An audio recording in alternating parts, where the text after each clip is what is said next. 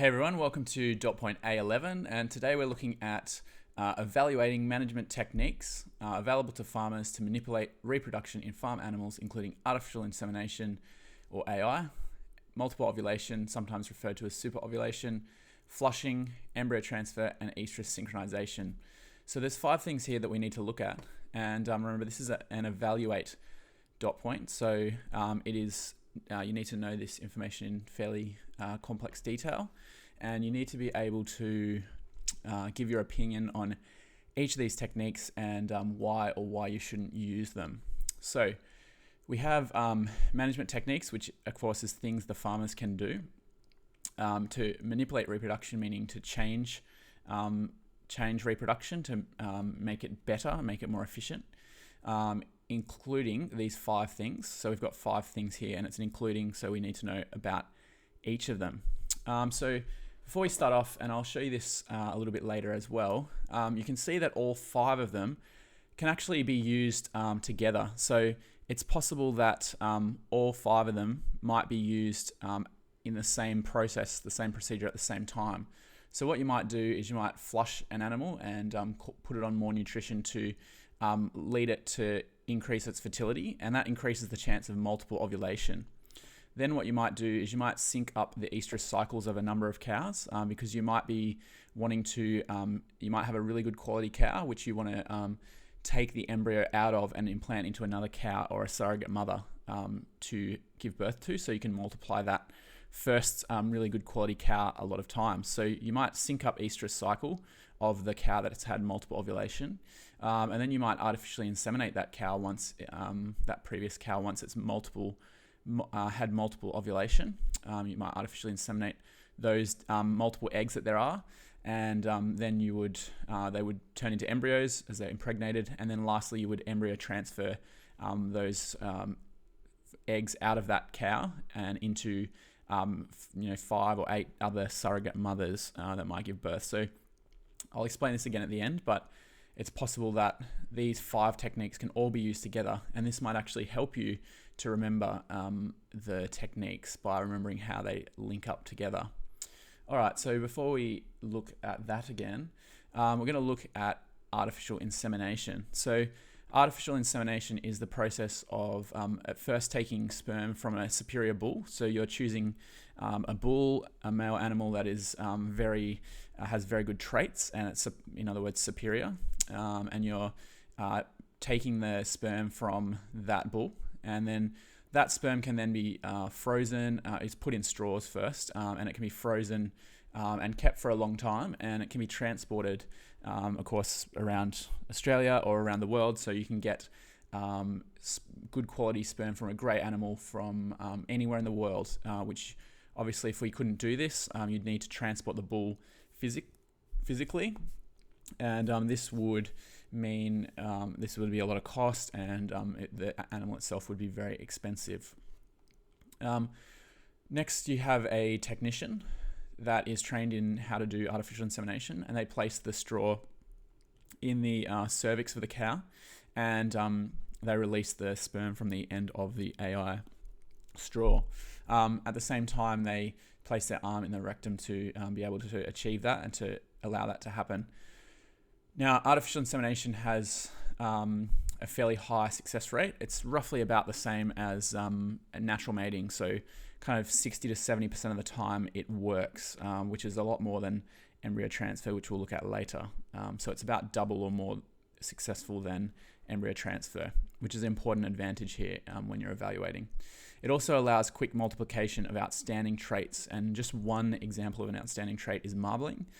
Because you can, one bull would be able to provide thousands of semen straws. Potentially they could be spread out to many, many different farms, and that would not be possible if the animal was naturally mating. So that's clearly an advantage. The last one here is it's cheaper than buying a very good bull, which I mentioned before. If you had to pay for a very good quality bull to bring to your farm and transport it there, it would be very expensive, whereas buying, it might cost tens tens of thousands of dollars, hundreds of thousands of dollars for an excellent top quality wool, whereas you might be able to buy the semen straws for a few hundred or $1,000 or so dollars. Even if it's $1,000, it's much cheaper than buying the bull. So disadvantages, there's not too many, but it needs someone who is trained to be able to do it, and that leads to a cost of doing it. If you don't synchronize the estrus cycles of cows when you're doing it, that might mean you have to get an AI technician in every day for, say, 30 days. If you have a herd of cows, say you've got 100 cows and you want to artificially inseminate all of them, if you don't synchronize their estrus cycle, which we'll look at shortly, then you would need to get a technician in basically every day for 30 days, because you'd have cows coming into heat every day. But of course, if we synchronize their estrus cycles, the AI technician can just come in over, say, 1 day or 2 days, which saves a lot of cost. Okay, for evaluation, you really need to do your own evaluation because it needs to be your own opinion. You need to have an opinion on why you think AI is good or bad, and then giving some kind of reason. And basically what I would say is you're probably going to say it's a positive thing, it's good, and then you're probably going to the reason being, it has a high success rate, it helps improve the traits quickly, while it costs money, the quick improvement of different traits such as marbling or growth rate or mothering ability definitely outweigh the cost, so it's a big advantage. All right, moving on to estrus synchronization. So this is talking about if you have a herd of cows or a flock of sheep as well. We're mostly talking about cows here. It's more commonly done with cows. You want to bring them to the same point in the cycle of their estrus cycle on the same day, roughly. So obviously this estrus cycle, as we already know, lasts for 28 days. And if you had, say, 100, 200 cows, you're going to have a handful of them coming into estrus or being able to become pregnant each day for that whole 28 days until their cycles start again. And so that's not ideal if you're trying to artificially inseminate all of them at once. You can't do it at once. You need to spend 28 days artificially inseminating them. So instead of doing that, farmers will cause the estrus cycle to sync up so that the cows all come into heat basically around the same day. Now there's two methods, and I'll show you those in a second, but first of all, what we're doing here, this is a diagram we've seen before, and what we're trying to do here is we're going to give the animal some hormones through a number of different methods, and basically put a pause on its estrus cycle. So this is the estrus cycle. This is the start of it and the end of it, and then it just goes back around. This is just a cycle that just keeps occurring. And what we're doing with this method is we're giving it some hormones, either prostaglandins or progesterone. And if we just give it some progesterone, some artificial progesterone, the cow thinks that it is pregnant, and so it puts a pause on the reproductive or on the estrus cycle. And then what you do, say you've given the progesterone to, say, 100 cows, you take that progesterone away from them, all 100 cows on the same day, and then they will all start the cycle over again when progesterone is removed. And then prostaglandins pick up and help clear out the uterus and restart the cycle. So if you did that to 100 cows and you removed the progesterone on the same day, they would all be starting the cycle here on the same day. And so you would end up having all of your 100 cows entering estrus or entering ovulation on the same day, or roughly the same kind of day or two. All right, so having a look at methods, there's a couple of common ones. Probably, definitely remember one clearly, but two would be good. Basically, it's progesterone and prostaglandin that you could use. Progesterone is given by a device that's inserted in the reproductive tract, and basically here there's a good website here, the New South Wales Department of Primary Industries website here, and it's talking about estrus synchronization. You can either use intravaginal devices which release progesterone for a period of time, or you can use injections of prostaglandin. So you can inject prostaglandin, and the reason you might do this is because prostaglandins are going to restart the estrous cycle because that says to the cow that it's not pregnant any longer, or it wasn't pregnant, and it causes the uterus lining to be discarded and the cycle to start again. So you could inject prostaglandin, or you can put the device into the uterus area with progesterone. It releases progesterone over a period of time until you pull it out. So this progesterone causes the cow to think it's pregnant. It temporarily kind of pauses the reproductive cycle, or the estrous cycle, sorry. And then once you remove the progesterone at the same time from all cows in your herd, they will then restart and sync up. So their estrous cycle is at the same point. All right, so advantages and disadvantages. Advantages, it saves you needing to inseminate cows every day for 30 days, as mentioned before, to get all of them pregnant. So it's 20 days for sheep because they have a shorter estrous cycle. But this will then save costs on an AI technician because you don't need to have the AI technician to come in every day. They all ovulate on the same day, roughly a day or two, and then you can artificially inseminate them all on the same day. The last point here for an advantage is that all offspring are born roughly around the same day, as long as they're not early, as long as they're not born early or premature or born late. Most of them will be born within a couple of days of each other. That means that the farmer can more easily manage births and look out for the cows to see if they're having any birthing difficulties. And if they're all happening around the same day, it minimizes the work instead of needing to, if cows get pregnant over the span of 30 days, then they're going to give birth over the span of about 30 days. So you'll need to have a look out for those cows to help them if there's birthing difficulties for a longer period of time. The disadvantages are it's expensive. It costs a couple of dollars per animal, which doesn't sound much, but if you have 100 cows, 200, 500 cows, it obviously adds up as a cost on top of a lot of other things. And the farmer needs to be highly organized in terms of needing to plan ahead and having a lot of cows pregnant and giving birth at the same time on the same day. In terms of evaluation, again, you need to do your own here. You need to have your own opinion. Generally speaking, I'd say it's a positive, and the reasons are it's positive is because it's going to save you a lot of time, and it's going to ultimately save you a lot of money because you won't need to get a AI technician in every day for a month. So generally speaking, there's a lot of positives about estrous synchronization that you could talk about there. Moving on to embryo transfer, this is a diagram here of transferring embryos out of a cow and implanting them into another cow. This is a 9-step process. You really don't need to know all 9 steps super thoroughly. I've kind of summarized it here a little bit for you. But basically what you're doing generally is you have a really good quality cow because it might be a really great mother, or it might produce a lot of milk, a lot of volume of milk, or many other things that it might have as a good quality.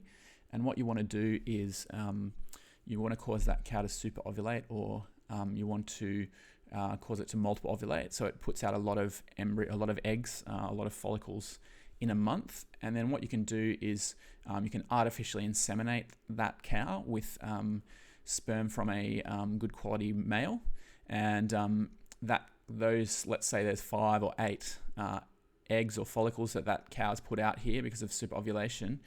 You can artificially inseminate all of those all of those eggs or follicles that were released, and so then you have 5 or 8 or so embryos and growing calves. And obviously they can't give birth to 5 calves, and if they do give birth, they can't, or if they are pregnant for 9 months, they can't put out eggs for the next 9 months. So what they do is use a method called flushing, but it is a non-surgical method of removing the eggs, or the embryos now, from the uterus of that original cow. You can then isolate the embryos and you can classify them, and they can be sexed and work out whether they're male or female. You can store them for an indefinite period of time using liquid nitrogen, and that means that they can be transported around the world as well, and you can buy embryos of good quality cows from anywhere in the world. or they can be stored for a long period of time. So long after a cow might have died because of age or for whatever reason, you can still reproduce it if it's a really good quality animal. Then you can transfer the embryos to another cow, and this is what we call a surrogate, and you can implant it into the uterus, and you obviously need to sync the estrous cycles, or if you're transferring it direct from one cow to another without the storage, you need to sync the estrous cycles. If you're not storing it, if you are storing it, then you can just wait for the cow to come into ovulation, and for the uterus lining to be ready to accept an embryo or an egg, and then you implant it into the cow, and that cow will give birth to a calf that was implanted into it. And the calf, this is the important thing to note, the calf will be genetically unrelated to the mother. There will be no relation genetically. It will just have given birth to it. So that's what embryo transfer is. And basically the reason you're doing it is because you have this really great quality cow here. And a cow, if you just made a cow naturally and let it give birth, it's only going to give birth to, it takes 9 months to give birth. So it's really only going to have one calf a year roughly. And out in its lifetime, it might only give birth to 3 or 5 calves if you're lucky. So this is a way of multiplying this really great quality cow here many, many, many times over. It could be potentially replicated hundreds of times. Although it's important to note that embryo transfer is only successful 30% of the time roughly, just due to the complexity of it. So just having a recap and look quickly here at the steps that I summarized. An egg or eggs are fertilized inside the donor cow because of after multiple ovulation. The embryos are then flushed out of the cow. These eggs can be inseminated inside another cow if they're not already fertilized, and you can fertilize them outside the cow as well through IVF or in vitro or in-glass fertilization in a petri dish. Number 4, embryos can be implanted into a surrogate mother. Embryo lodges in uterus wall, and you get about a 30% success rate. This is important when we talk about the advantages and disadvantages, is that it has a low success rate, which is part of the reason why it's so expensive. And then lastly, the surrogate mother gives birth to a calf that is genetically unrelated to itself. All right, so advantages and disadvantages. Firstly, advantages, we can obtain many more calves from very high quality females, which we already mentioned. Embryos can be stored or frozen for later use for a long period of time. Embryos can be split, so they can create many calves from one lot of embryos, and they can be sexed as well. So for dairy, you might only want females because females are going to produce milk. So you can only get females, and that saves you having to ultimately have male calves born, which you can't use. So you either cull them or often sell them as well. So that removes that needing to occur. And the last one is you can get rapid genetic improvement for a herd because you are choosing really great traits, and they can be taken from anywhere in the world and improved in your herd. If we look at disadvantages, it's very specialized and expensive labor to complete it. So it's a low chance of success, which is the next point as well, which means that it has to happen many times. On average, you'd probably have to do it 3 times just for it to work each time. So because it's so specialized and so intricate and involves so much labor, it is expensive. And that's an really important point about embryo transfer. So you'd only use it for very high quality cows. The last point, estrous cycles of donor and surrogate must be in sync. Of course, this is if the embryo is not stored. When they're taking an embryo out and implanting it into another cow, that surrogate mother needs to be in estrus, and it needs to be ovulating so that the lining of the uterus wall is able to accept an embryo when it's implanted. Okay, so for an evaluation, you need to, again, come up with your own opinion, but generally speaking, I'd say that embryo transfer is very successful for high quality animals. You wouldn't usually be using it for everyday cows that aren't very genetically valuable because it's just too expensive. So I would say in a number of cases, in a limited number of cases, embryo transfer, particularly on stud farms, embryo transfer is very, very valuable and very worthwhile. And the reason is because it helps you do all these things here. All right, lastly, flushing and multiple ovulation. I've put these two together because they're really kind of used together, or one leads to the other, as we'll see just now. So outline why you would want to increase the ovulation rate. Increasing the ovulation rate allows an animal to have twins, and some sheep breeds commonly have twins more often than not. So that's important. Or it allows embryo transfer to occur, which can rapidly multiply the genetics of a cow with highly desirable traits, which we've already talked about. So that's why you would want to increase the ovulation rate. There's two ways that we can, or two kind of things here in terms of increasing the ovulation rate. We can use hormones to increase the ovulation rate, or we can use nutrition, which is termed flushing. So this bit's nutrition, and this is going to be done, multiple ovulation is going to occur either by flushing or by the use of hormones.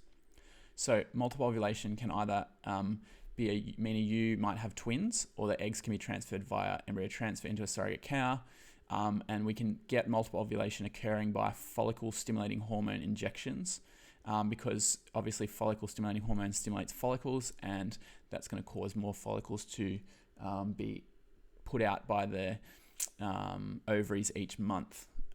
Some animals, however, have a naturally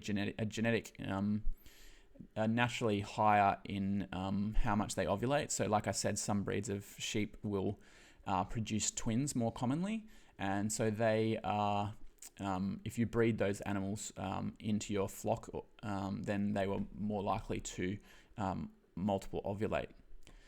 The last one here, flushing, we've learned a fair bit about that already, but basically flushing is placing an animal on a higher plane or amount of nutrition prior to mating. So this is important. It's before mating. It's not after.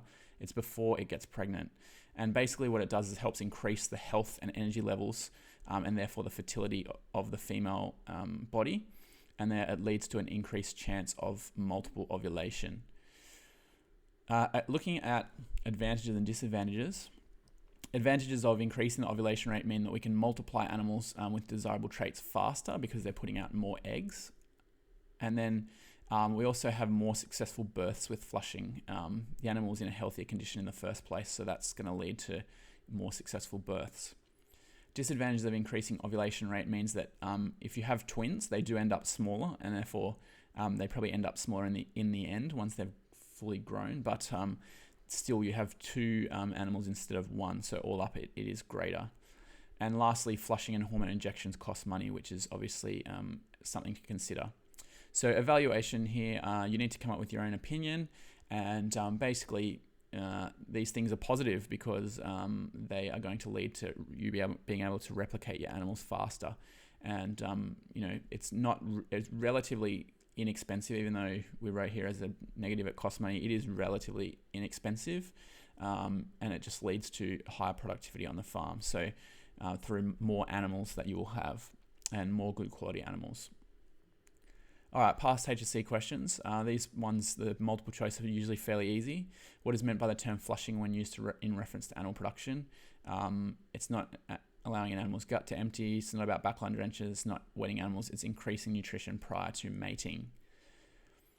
This one here from 2014, justify the use of artificial insemination as a technique for manipulating reproduction in farm animals. Firstly, we want to talk about what it is and then justify why it's worthwhile. So I said artificial insemination involves taking sperm from a bull with superior traits, example fast growth rate, being specific here, and storing or freezing it in a straw. This straw can then be kept in storage and transported anywhere in the world. It can be implanted into a recipient cow, meaning the genetics will be 50% superior bull and 50% recipient cow. It is advantageous as the superior bull can be replicated many thousands of times in its lifetime, and its semen can be used anywhere in the world without needing to physically transport the bull. And why?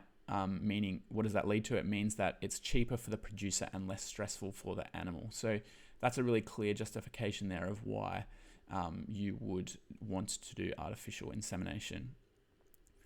2013, it says farmers often increase the quantity and quality of food available to female animals before placing them with male animals prior to mating. Again, this is the same as the 2014 question there, but it's what is the principal reason? Increase the length of the estrous cycle. It doesn't change that. Increase milk production during lactation. Now this increasing food would do that because it's providing more energy. So this is a harder question than the one before, but it says quantity and quality of the food prior to placing them with male animals for mating. So they're not going to be producing milk for another kind of 8 months really. So this is not relevant for this question if you read the question thoroughly. To increase the chance of survival of any offspring, again, they're not going to be born for 9 months. So that is really, it's too early because you're increasing this food before mating. And the last one, this is basically saying flushing here, and flushing is of course to increase the rate of ovulation in breeding stock. All right, looking at the other 2013 questions. So there was quite a few questions in 2013, 1, 2, 3. Which of the following statements is not true of embryo transfer? Keyword being not true. Embryos can be frozen and stored for use at a later time. They can do that, so it's true. Embryos can be split, so 2 or more identical embryos can be produced. It can happen, so that is true. Embryos can be sexed, so the farmer can choose a gender. That is also true. Higher rates of pregnancy are achieved in embryo transfer compared to natural mating. Natural mating works roughly as often as artificial insemination, which is about 60, 70, 80% of the time. Whereas we know embryo transfer only really works 30% of the time. So it does not achieve higher rates of pregnancy, which means B is the correct answer here. All right, also in 2013, we had evaluate embryo transfer as a means of manipulating reproduction in animals. And again, I went onto the marking scheme here, which is available online. And I just took out the sample answer. And I've said this a few times before, but the sample answer is basically the minimum amount that you can write to get this kind of 6 marks. It's not what I would say is an ideal answer. Like you can do a much better answer, but it's kind of the minimum absolute scraping in to get the 6 marks. So I would never encourage people to kind of do this little, I guess. I would encourage people to put a bit more detail in to guarantee yourself the marks. But this is an example of kind of what you have to have at a bare minimum. I would really hope you do more. So it says embryo transfer involves taking embryos from one animal and implanting them into the reproductive tract of other animals. The advantages of this include more offspring from genetically superior females, ability to choose sex of offspring, embryos can be frozen and stored. Disadvantages: high costs, success not guaranteed, animal welfare implications, required a school operator. And then lastly, the kind of evaluation here, it's particularly valuable for use in stud flocks and herds. Even though there's expense, these animals are worth a lot and they have really good genetics. So again, I really hope you would be putting more detail than that so that you can guarantee yourself the marks. Because if you missed any little bit, even a couple of words in here, you would not get 6. So please do more than that. 2012, what is one disadvantage associated with artificial insemination in livestock breeding? The answer here is it may lead to increased inbreeding. The reason is because if you're using artificial insemination, you're kind of replicating the male genes over a lot of different females, and so the offspring are going to be related to each other. And so if you then breed those animals together, they're going to be basically related to each other, breeding together. So inbreeding is very high. This is also true. I mean, it can cause sexually transmitted diseases, but that can be screened for. Reduce the range of male genotypes. What you're doing actually by artificial insemination is choosing male genotypes from all over the world, potentially. So it's kind of not reducing the range, it's increasing. And lastly, may reduce the number of offspring sired by genetically superior animals, and that's not true either. The last one here, a procedure used in cattle production is shown in the diagram. I put this image in because it was not in the past paper online, but I think this clearly shows artificial insemination going on here. This is not embryo transfer. It's not what you do for estrous synchronization, because you're putting your hand in here, you're placing in the semen straw right up to the cervix, and you will be releasing the semen into the reproductive tract, which will cause pregnancy to occur, hopefully, or fertilization to occur. So it is artificial insemination.